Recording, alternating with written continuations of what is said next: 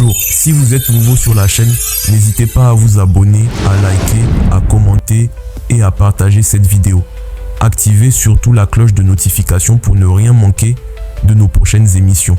Aujourd'hui, nous allons nous pencher sur un sujet très important lié au barrage intercontinental de la Coupe du Monde 2026, avec une analyse complète des forces en présence. Aujourd'hui, nous avons porté un regard particulier sur l'équipe nationale de la Jamaïque qui s'apprête à affronter la Nouvelle-Calédonie dans le cadre du barrage intercontinental de la Coupe du Monde 2026. Une rencontre très importante puisque le vainqueur de ce duel deviendra le potentiel adversaire de la République démocratique du Congo. Il était donc essentiel pour nous d'analyser cette sélection jamaïcaine, souvent redoutable par sa puissance physique et son expérience internationale. Au cours de cette émission, nous allons revenir sur le parcours de la Jamaïque durant les éliminatoires de la Coupe du Monde 2026, mettre en lumière ses joueurs clés, son style de jeu et ses forces principales. Nous terminerons ensuite par une analyse statistique et comparative avec l'équipe de la Nouvelle-Calédonie, afin de mieux comprendre les enjeux de cette confrontation et les défis qui attendent éventuellement les léopards de la RDC. L'équipe nationale de la Jamaïque est actuellement entraînée par Rudolf Speid, né le 22 février 1962. Technicien jamaïcain expérimenté, il occupe pour le moment le poste de sélectionneur intérimaire des Reggae Boys. Son rôle principal est de stabiliser l'équipe et de la préparer efficacement pour les échéances importantes, notamment le barrage intercontinental de la Coupe du Monde 2026. Dans les buts, la Jamaïque peut compter sur André Blake, gardien expérimenté du Philadelphia Union MLS, reconnu pour sa régularité et son leadership. En défense, on retrouve Dexter Lembikisa, Wolverhampton U21, ex-Lincoln City, Richard King, St Mirren, titulaire régulier, Ethan Pinnock, Brentford, temps de jeu limité, Greg Lee, Oxford United Championship, Ian Frey, Inter Miami, saison en attente, Rico Henry, Brentford de retour avec l'équipe première, Damian Lowe, actuellement sans club après son départ de Houston Dynamo, et Mason Holgate, en prêt, avec peu de minutes de jeu. Au milieu de terrain, les Reggae Boys s'appuient sur Isaac Hayden, QPR, temps de jeu régulier, Bobby de Cordova Reed, Leicester City, joue régulièrement, John Russell, Mansfield Town, prêt et titulaire fréquent, Tafari Chambers, Mount Pleasant, minutes régulières, et Kimani Kim Dixon, Crawley Town, peu utilisé récemment. En attaque et sur les ailes, la Jamaïque dispose de joueurs talentueux comme Leon Bailey, Aston Villa, Demarai Gray, Al Etifak, de retour de blessure, Shamar Nicholson, Clermont Foot en perte de statut, KM Dixon, Sheffield Wednesday, titulaire régulier, Tyrese Campbell, Charlton Athletic, actuellement en forme, ainsi que Corey Burke, déjà présent lors des précédentes sélections. La sélection jamaïcaine compte environ 22 joueurs dans son groupe élargi pour cette fenêtre internationale. Parmi eux, une dizaine de joueurs disposent actuellement d'un temps de jeu régulier en club, ce qui constitue l'ossature principale de l'équipe. Il s'agit notamment de Bobby de Cordova Reed, Leicester City, Isaac Hayden, Queen's Park Rangers, Richard King, St Mirren, KM Dixon, Sheffield Wednesday, John Russell, Mansfield Town, Tyrese Campbell, Charlton Athletic, Tafari Chambers et Josh Anglin, Mount Pleasant, Karel Anderson, temps de jeu en hausse, ainsi que Rico Henry, Brentford, récemment de retour avec l'équipe première. Cependant, la Jamaïque devra composer avec plusieurs incertitudes liées aux blessures avant son match contre la Nouvelle-Calédonie. Demarai Gray souffre d'une blessure au mollet et reste incertain pour cette rencontre, tandis que Rouman Burrell est touché aux ischio-jambiers depuis le début du mois de février 2026, ce qui compromet fortement sa participation. À noter également le cas de Greenwood, actuellement joueur de l'Olympique de Marseille en France. Bien qu'il ait récemment obtenu son passeport jamaïcain et soit pleinement éligible, le joueur continue pour l'instant de refuser les convocations de la sélection nationale. Les Reggae Boys sont passés tout près d'une qualification directe lors du tour final, en terminant deuxième du groupe B. La Jamaïque avait pourtant très bien lancé sa campagne lors du deuxième tour, en terminant première du groupe E avec un bilan parfait de 4 victoires en 4 matchs face à la République dominicaine, la Dominique, les îles Vierges britanniques et le Guatemala.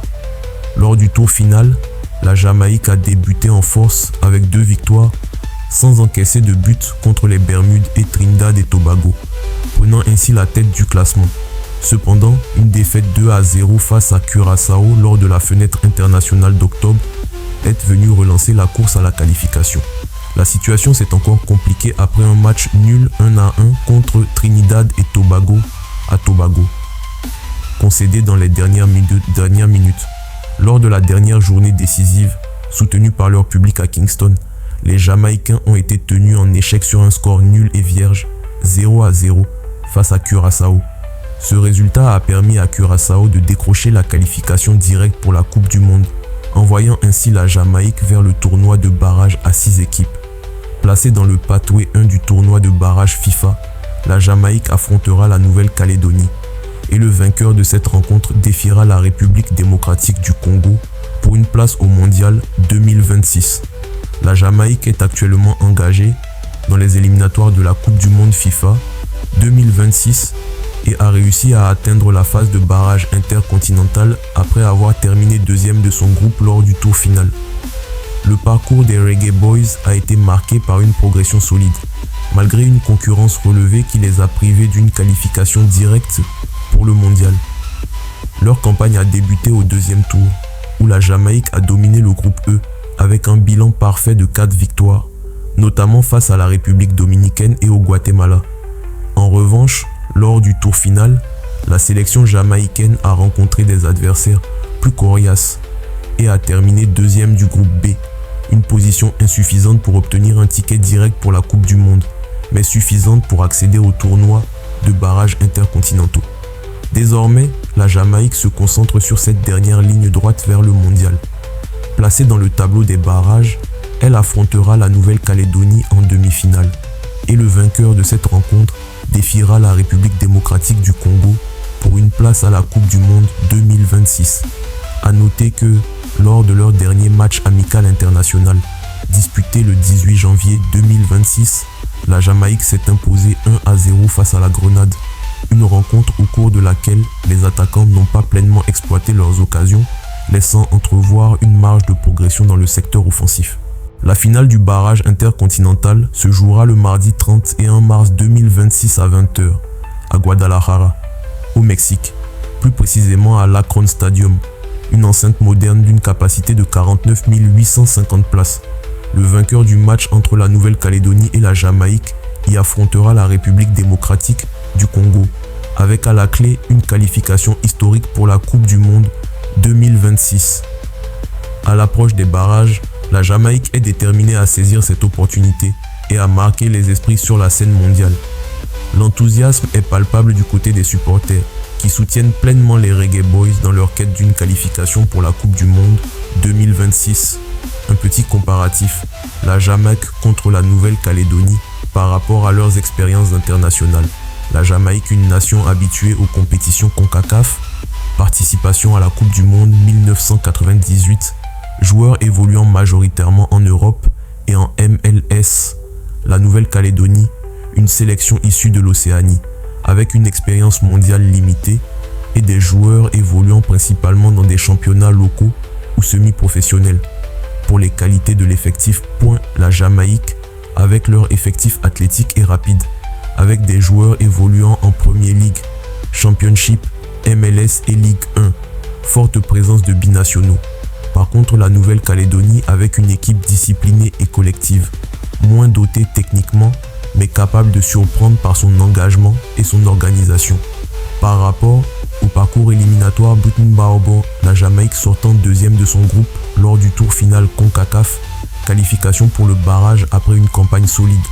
La Nouvelle-Calédonie qui s'est qualifiée via la zone OFC, souvent dominante dans sa confédération mais peu confrontée à des équipes du niveau CONCACAF ou africain par rapport à leur style de jeu. La Jamaïque, un jeu basé sur la vitesse, la puissance physique et les transitions rapides sur les ailes, tandis que la Nouvelle-Calédonie utilise un bloc compact, des jeux directs avec une priorité sur solidité défensive. Pour être clair, selon moi, l'avantage sur le papier, clairement l'avantage est à la Jamaïque, notamment sur le plan physique, technique et de l'expérience internationale.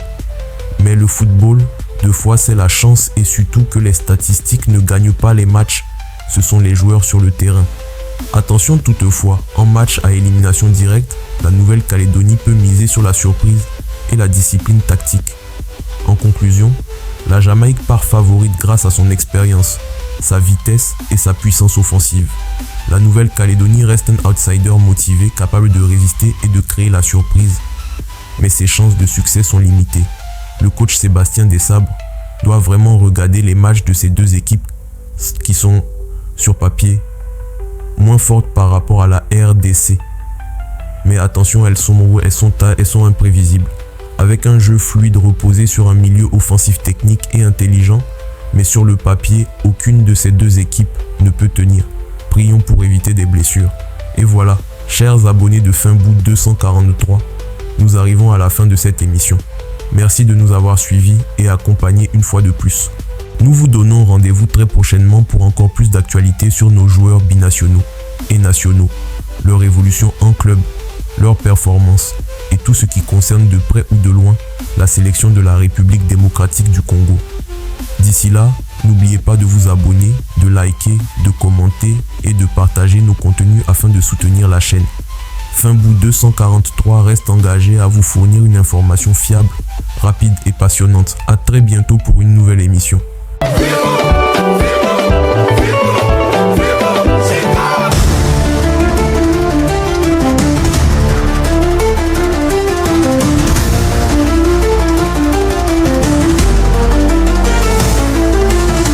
Et c'est but inscrit dans les temps additionnels et les Finbout derrière.